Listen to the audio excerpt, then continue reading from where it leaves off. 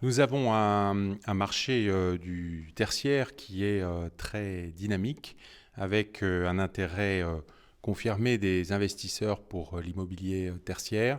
L'année 2015 a déjà été une très belle année, à 22,5 milliards d'investissements, et nous prévoyons que 2016 sera à peu près au même niveau, qui est un niveau élevé.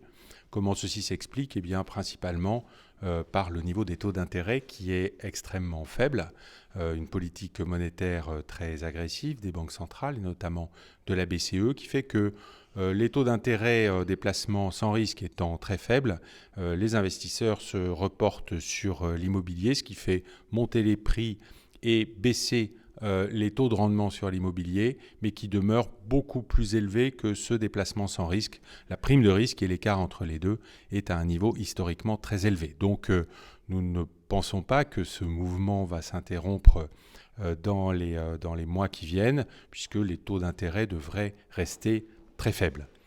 Et probablement le Brexit devrait aussi avoir un impact positif sur le marché tertiaire, puisque les investisseurs internationaux qui veulent investir dans l'immobilier en Europe auront normalement plutôt tendance à se reporter sur des marchés continentaux et donc le marché parisien plutôt que le marché britannique qui a toujours été très, très actif en plus.